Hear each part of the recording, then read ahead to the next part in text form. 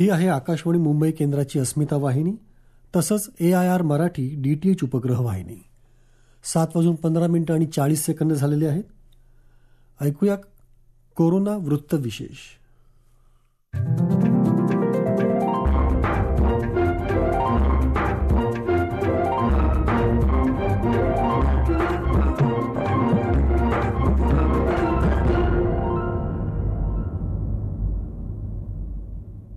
श्रोतेहो नमस्कार. आजच्या कोरोना वृत्तविशेष या कार्यक्रमात आपलं स्वागत. आजच्या कोरोना वृत्तविशेषमध्ये आपण ऐकणार आहोत कोरोना लसीकरण सुरळीत व्हावं आणि यासाठी आज देशभरात ड्राय रन सुरू आहे. त्याच पार्श्वभूमीवर या ड्राय रनची गरज आणि त्यासाठीची उपाययोजना याविषयी केलेलं विवेचन. श्रोतेहो, भारताच्या औषध महानियंत्रकांकडून म्हणजेच DCGI कडून कोवॅक्सिन आणि कोविशिल्ड या 2 लसींच्या आपत्कालीन वापराला परवानगी देण्यात आली असून देशात लवकरच प्रत्यक्ष लसीकरणाला सुरुवात होणार आहे. यासाठी देशभर ड्राय रन सुरू आहे. जवळपास देशातली सर्व राज्य आणि केंद्रशासित प्रदेशांमध्ये ही ड्राय रन घेतली जाणार आहेत. प्रत्यक्ष लसीकरणाच्या वेळी येणाऱ्या अडचणी दूर करण्यासाठी तसंच प्रत्यक्ष तयारी किती आहे हे पाहण्यासाठी ही ड्राय रन महत्त्वाची समजली जाते.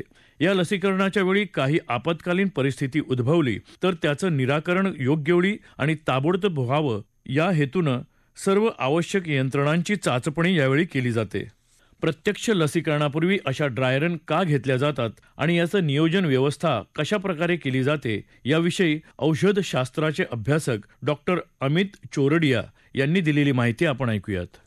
आपल्या देशात काही दिवसात एक खूप मोठं वॅक्सिनेशनचा प्रोग्राम राबवण्यात येणार आहे. ते प्रोग्राम कोविड वॅक्सिनेशनसाठी आहे. कोणत्या पण वॅक्सिनेशन प्रोग्राम राबवण्यासाठी त्याचे यशस्वी होण्यासाठी एक ड्राय रन म्हणून एक गोष्ट असते. आता लोकांच्या मनात प्रश्न आहे ते ड्राय रन म्हणजे काय. सोप्या भाषेत सांगायचं तर ड्राय रन म्हणजे एखादी प्रिलिम एक्झाम किंवा मॉक ड्रिल सारखं असतं. लहानपणे बघितलं आहे की मुलं फायनल एक्झामच्या आधी प्रिलिम एक्झाम देतात. हे प्रिलिम एक्झाम कशासाठी देतात हे बघण्यासाठी की आपली तयारी किती आहे, त्या विषयाबाबत आपलं ज्ञान किती आहे आणि आपली त्या विषयाबाबत किती माहिती आहे हे बघण्यासाठी आपण कोणती पण प्रिलिम एक्झाम देतो. आणि ते एक्झाम आपण यशस्वी होणार की नाही हे या प्रिलिम एक्झामच्या नतिजावर आपल्याला एक अंदाज येतो. त्याच हिशोबाने कोणते पण मोठे प्रोग्राम आपण बघितलं की रिपब्लिक डे परेड बघितली किंवा इंडिपेंडन्स डे परेड बघितली, यामध्ये एक मॉक ड्रिल असते. मॉक ड्रिल म्हणजे काय, त्याच प्रोग्रामचं जे नियोजितपणे जे आपल्याला करायचं आहे ते एकदा आधी आपण रिप्ले करून बघतो. त्यासाठी काय लोक लागतात, किती टाइम लागतोय, ती गोष्ट बरोबर होत आहे नाही होत आहे, हे सगळं आपण एक मॉक ड्रिल मध्ये बघतो. त्याच हिशोबाने कोणतं पण वॅक्सिनेशन प्रोग्राम यशस्वी होण्यासाठी ड्राय रन हे खूप इम्पॉर्टंट आहे. आता याचं इम्पॉर्टन्स काय, वॅक्सिनेशन देणे म्हणजे असं नाही की एक माणूस गेलं आणि त्याने काही इंजेक्शन घेतलं एका डॉक्टरकडून किंवा नर्सकडून आणि वॅक्सिनेशन झालं. हे आपल्याला सोपं वरून दिसतं. यामध्ये एक मल्टी सिस्टम इन्व्हॉल्ड आहे. त्यामध्ये आपली जागा कोणती आहे, स्टाफ कोण इन्व्हॉल्ड आहे, यामध्ये पोलीसचं काय रोल आहे आणि ऍक्शन म्हणजे की सगळे लोक तर तिथे आहे पण प्रत्येक गोष्टी तिथे बरोबर पोहोचत आहे की नाही हे सगळं एक मल्टी सिस्टम मध्ये आपल्याला बघावं लागतं. आणि ड्राय रनचं हेच इम्पॉर्टन्स आहे की प्रत्येक माणूस त्याला जे काम दिलंय ते बरोबर करत आहे का, सुनियोजित प्रकारे करत आहे का हे बघण्यासाठी ड्राय रन असतं. ज्या हिशोबाने वॅक्सिनेटरचं काम वॅक्सिन देणं आहे त्याच हिशोबाने जे पोलीस आहे त्याचं काम आहे तिथे जे लोक आले त्याला सुनियोजित प्रकारे त्यांना लाईन मध्ये लावायचं, नंबर द्यायचं. त्याच हिशोबाने तिथे डॉक्टरचं काम आहे की काही प्रॉब्लेम झालं तर ते कसं सॉल्व्ह करायचं किंवा काही रिॲक्शन आली तर त्याला काय ट्रीटमेंट द्यायची हे सगळं आपल्याला तिथे सुनियोजित प्रकारे करायचं आहे. यासाठी ड्राय रन गरजेचं आहे. आपल्या एक मोठं भारत देशामध्ये कोणतं पण वॅक्सिनेशन प्रोग्राम राबवण्यासाठी त्याला सक्सेस आणण्यासाठी आणि ते यशस्वी होण्यासाठी ड्राय रन हे खूप गरजेचं आहे. ड्राय रन आपल्याला आपल्या सिस्टीम मधली त्रुटी काय आहे ते समजून देतो आणि आपली चुका कमी करण्याची आपल्याला एक चान्स देतो. त्याच हिशोबाने वॅक्सिनेशन प्रोग्राम सक्सेस होण्यासाठी ड्राय रन हे खूप आवश्यक आहे. श्रोतेहो, देशात कोरोना लसीकरणाच्या प्रक्रियेनं वेग घेतला असून देशात ठिकठिकाणी यासाठीच्या ड्राय रन सुरू आहेत. उद्या महाराष्ट्रात जवळपास 34 जिल्ह्यात 130 लसीकरण केंद्रावर पुन्हा एकदा लसीकरणाची ड्राय रन घेतली जाणार असून यासाठीची सर्व तयारी पूर्ण झाली आहे. उद्याच्या ड्राय रनसाठी राज्यात कशा प्रकारची व्यवस्था केली आहे याविषयी राज्याचे लसीकरण अधिकारी डॉक्टर DN पाटील यांनी दिलेली माहिती त्यांच्या शब्दात. तर यामध्ये प्रत्येक जिल्ह्यामध्ये 3 आरोग्य संस्था तसेच प्रत्येक महानगरपालिकेमध्ये 1 आरोग्य संस्था अशा ठिकाणी ड्राय रन मोहीम राबवण्यात येणार आहे. याचं ड्राय रनचं उद्दिष्ट असं आहे की जे लसीकरण कोविड आजारासाठी होणार आहे त्याच्यासाठी क्षेत्रीय स्तरावर जे कोविन ॲप म्हणून गव्हर्नमेंट ऑफ इंडियाने तयार केलं आहे ते किती सोयीस्कर आणि उपयोगी आहे हे तपासणं, त्याच्यानंतर कोविड लसीकरणाबाबतचे नियोजन, अंमलबजावणी अहवाल तयार करणे या सर्व बाबींची पडताळणी अथवा तपासणी होईल. तर प्रत्यक्ष कोविड लसीकरण सुरुवात करण्यापूर्वी लसीकरणाबाबतची आव्हाने आणि यामध्ये दिसून येतील आणि त्यानुसार आपल्याला मार्गदर्शक सूचना तयार करता येतील. तसेच लसीकरण मोहिमेतील सर्व सहभागी असणाऱ्या सर्व स्तरावरील अधिकारी तसेच कर्मचारी यांच्यामध्ये सदर मोहिमेबाबतचा आत्मविश्वास वाढवणे या सर्व विविध उद्दिष्टांसाठी आपल्याला ड्राय रन अथवा रंगीत तालीम करावायची आहे. तर रंगीत तालीम दिनांक 8 जानेवारी 2021 रोजी होईल.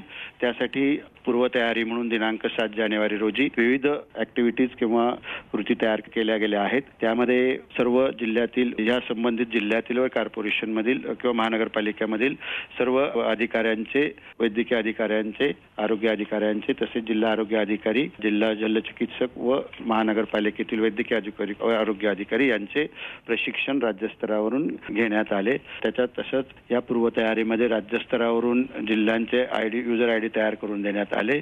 त्यानंतर डिस्ट्रिक्ट मधून सदर 3 आरोग्य संस्थांचे व कॉर्पोरेशनमध्ये 1 आरोग्य संस्थांचे युजर आयडी लसीकरण टीमसाठी तयार करून देण्यात आले आहेत. त्याच्यानंतर प्रत्येक ठिकाणी आपल्याला 25 बेनिफिशरीज, स्टेज बेनिफिशरीज निवडायचे आहेत. तर ते त्यांची निवड करण्यात आलेली आहे.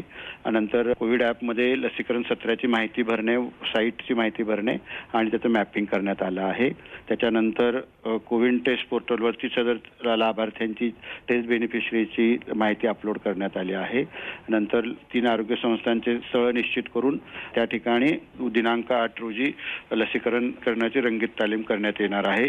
सदर लसीकरण रंगीत तालीममध्ये कुठल्याही प्रकारचं व्हॅक्सिन शिवाय करावायची आहे. सद्यस्थितीत कोविडचं व्हॅक्सिन अद्यापर्यंत उपलब्ध नसल्या कारणाने लस न वापरता इतर सर्व बाबींसाठी ही रंगीत तालीम करावायची आहे. आणि त्यासाठी पोस्टर्स, बॅनर्स आपण पाठवले आहेत राज्यस्तरावरून, ते त्यांनी तिथे लावायचं आहे.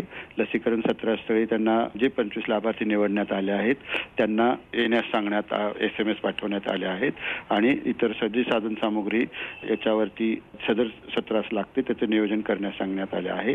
या सर्व पूर्वतयारीचा जिल्हा स्तरावरून आढावा घेण्यात येत आहे. ही झाली 7 तारखेला करावयाची कृती, ती आज करण्यात येत आहे. त्याच्यानंतर दिनांक 8 रोजी म्हणजे ऍक्च्युली 8 तारखेला जो ड्राय रन आहे त्या दिवशी सर्व लसीकरण जे टीममध्ये आहेत सदस्य आणि सुपरवायझर्स त्यांनी लसीकरणाला भेट द्यायची आहे. नंतर लसीकरण सत्रचा ठीक 9 वाजता सुरू करून 2 ते 3 तासामध्ये जास्तीत जास्त 12 वाजेपर्यंत 25 लाभार्थ्यांचे लसीकरण करावायचं आहे. आणि ते लसीकरण केल्यानंतर, लसीकरण म्हणजे फक्त डेमो आहे, तर तो लसीकरण केल्यानंतर कोविन ॲपमध्ये त्याची माहिती म्हणजे रजिस्ट्रेशन आधी आहे. रजिस्ट्रेशन केल्यानंतर कोविन ॲपमध्ये त्याची नोंदणी होईल. त्याच्यानंतर त्याला लाभार्थ्याची जे माहिती दिलेली आहे कोविन ॲपमध्ये त्याची पडताळणी होईल. नंतर आरोग्य सेविका किंवा वॅक्सिनेटर जो आहे फक्त लस न देता लसीकरण सूचनांचा अवलंब करून लसीकरण करेल. त्याच्यानंतर ते लसीकरण केल्यानंतर लसीकरण झाल्याची माहिती कोविन ॲपमध्ये भरेल. त्या कोविन ॲपमध्ये भरल्यानंतर आपोआप पहिला डोस होईल. त्याच्यानंतर दुसरा डोस झाल्यानंतर जेव्हा 28 दिवसांनी दुसरा डोस होईल त्यावेळेस त्या कोविन ॲपमध्ये आपोआप एक QR कोडद्वारे SMS जाईल लाभार्थ्याला की तुमचं लसीकरण करण्यात आलं आहे आणि त्याच्यासोबत एक लिंक असेल. त्या लिंकमध्ये एक QR कोड असेल. तो QR कोड स्कॅन केल्यानंतर त्या लसीकरण झाल्याचं सर्टिफिकेट त्या लाभार्थ्याला ते प्रिंटआउट काढून घेऊ शकतात. आणि नंतर लसीकरण झाल्यानंतर अर्धा तास तिथे बसावायचं आहे. त्या काळात कोरोना आजाराविषयीची माहिती, कोरोना कंट्रोल विषयीची माहिती तसेच कोविड ॲप्रोप्रिएट बिहेवियर सदर लाभार्थ्यांना सांगणे. श्रोतेहो, कोरोना लसीकरणाच्या मोहिमेत कोणतेही अडथळे किंवा उणिवा राहू नयेत याकरता अशा प्रकारच्या ड्राय रन महत्त्वाच्या ठरतात. या ड्राय रनमधून कोविड लसीकरणासाठी उभारलेल्या व्यवस्थेच्या काही त्रुटी असतील तर त्या वेळीच शोधणं आणि त्या दूर करणं यासाठी ड्रायरन घेतली जाते. देशात प्रत्यक्ष लसीकरणाला लवकरच सुरुवात होणार असल्यानं यासाठी आपण कशी तयारी ठेवली पाहिजे याविषयी औषध निर्माण शास्त्राचे अभ्यासक डॉक्टर ओमप्रकाश गट्टाणी यांनी दिलेली माहिती ऐकूयात. व्हॅक्सिन बनवण्याच्या भारताच्या कौशल्य आणि क्षमतेमुळे जगभरात विविध आजारावर लागणाऱ्या लसीचा 50% पुरवठा भारत करतो. कोरोना करता भारत बायोटेक आणि सिरम इन्स्टिट्यूटला आपत्कालीन परवानगी भारत सरकारने दिली. याचा अर्थ असा की फेज 1 आणि फेज 2 क्लिनिकल ट्रायलच्या भरोशावर त्यांनी परवानगी दिली. फेज 3 ट्रायल मध्ये 30,000 ते 40,000 लोकांवर ट्रायल करावी लागते, पण ती अजून पूर्ण झाली नाही. पण आपत्कालीन परिस्थितीमुळे भारत सरकारने त्यांना परवानगी दिली. तारीख 13 जानेवारी नंतर कोरोनाची लस भारतात देणं लसीकरण सुरू होणार आहे. देशाच्या औषध नियंत्रकांनी कोविशिल्ड आणि कोवॅक्सिन या दोन्ही लसींना आपत्कालीन वापरासाठी मंजुरी दिली आहे. या मोहिमेसाठी सध्या ड्राय रन कंप्लीट झालेला आहे आणि महाराष्ट्रामध्ये नागपूर, जालना, नंदुरबार या ठिकाणी 3 आरोग्य केंद्रावर 25 लोकांची निवड करून चाचणी झालेली आहे. याला ड्राय रन म्हणतात. सुरुवातीला सिरमची लस ऍक्च्युअल लसीकरणामध्ये पुण्याच्या सिरम इन्स्टिट्यूटमधून निघणार आहे. तर ड्राय रन आणि ऍक्च्युअल व्हॅक्सिनेशन मध्ये बराच फरक आहे. त्याच्यामध्ये कारखान्यामधून निघाल्यानंतर ही लस लॉजिस्टिक पार्ट सगळ्यात महत्वाचा आहे. तर टेम्परेचर कसं मेंटेन करते, स्टोरेज कसे करते, ट्रान्सपोर्टमध्ये कसं टेम्परेचर मेंटेन करतील. त्याच्यानंतर ज्या केंद्रामध्ये ती ऍक्च्युअली लस देण्यात येणार आहे तिथं रेफ्रिजरेशन सिस्टम कशी चालेल, तिथच्या डॉक्टर लोकांना ट्रेनिंग पूर्ण झालेलं आहे की नाही हे सगळं बघावं लागेल. ऍक्च्युली बऱ्याच डॉक्टर लोकांना म्हणजे 10 ते 15,000 डॉक्टर लोकांना ट्रेनिंग दिलेलं आहे व्हॅक्सिनेशन करता. नर्सेसला पण ट्रेनिंग दिलेलं आहे. पण ड्राय रन आणि वेट रन मध्ये बराच फरक आहे. पेशंट लोकांची नोंद करावी लागणार आहे आणि ही आपत्कालीन लसीची परवानगी असल्यामुळे प्रत्येक पेशंटला जे देणार आहे त्या पेशंटचा सुरुवातीचा रेकॉर्ड, हेल्थ रेकॉर्ड चेक करावा लागणार आहे. त्याच्यानंतर ते मॉनिटर करावं लागणार आहे. ह्या लसीचे 2 डोसेज असणार आहे आणि 2 डोसेचा 30 दिवसाचा फरक असणार आहे. म्हणजे पेशंटला जवळजवळ 1 ते 2 महिने मॉनिटर करावं लागणार आहे. सुरुवातीला ही लस फक्त दवाखान्यामध्ये जे आरोग्य कर्मचारी जे आहेत, डॉक्टर लोक आहे, नर्सेस आहे, वॉर्ड बॉय आहे, त्यांना देण्यात येईल. त्यांचं जवळजवळ 1 कोटीच्या वर हे लोक असणार आहे आणि त्यांच्यावर काय इफेक्ट होते ते सगळं मॉनिटर करतील. त्याच्यानंतर त्यांचं पूर्ण लसीकरण झाल्यानंतर मग पब्लिकला देण्यात येणार आहे.